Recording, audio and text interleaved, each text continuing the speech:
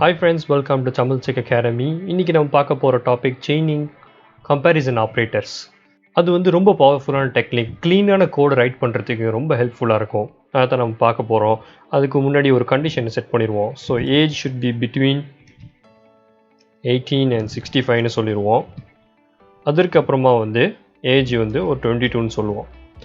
So if age is more than equal to 18 அப்புறம் and condition போட்டு less than 65 போட்டு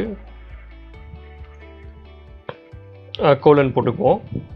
okay, அதுக்கப்புறமா வந்து print eligible அப்படின்ட்டு சொல்கிறோம். இதை பார்க்கும்போது கொஞ்சம் நீட்டாக தான் இருக்குது. ஆனால் இன்னும் பெட்டராக, அதாவது சேர்த்து எழுதுறது எப்படின்ட்டு நம்ம மேக்ஸை கொஞ்சம் யூஸ் பண்ணி பார்ப்போம். ஸோ மேக்ஸில் இதே கண்டிஷன் எழுதுனோம்னா நம்ம 18 less than equal to age அப்புறம் less than 65 எப்படின்னு எழுதுவோம். ஓகேவா? இதே தான் நம்ம பைத்தானில் இருந்தால் நல்லாயிருக்குமே அப்படின்னு நீங்கள் நினைக்கலாம். கவலைப்பட தேவையில்லை. இதே தான் பைத்தான்லேயும் நம்ம யூஸ் பண்ண போகிறோம். ஸோ எக்ஸாக்டாக இங்கே முன்னாடி இஃப் போட்டு பின்னாடி கோலன் போட்டுருவோம். இதே யூஸ் பண்ணி இங்கே மேலே ஷிஃப்ட் பண்ணுறோம். ஓகே, இப்போ நீங்கள் பார்த்தீங்கன்னா லைன் 4 லைன் 5 கோடும் எக்ஸாக்டாக சேமாக உள்ளது தான். ஆனால் என்ன டிஃப்ரென்ஸ்னால் லைன் 5ல் உள்ளது மச் ஷார்ட்டர் ப்ளஸ் க்ளீனராக இருக்குது.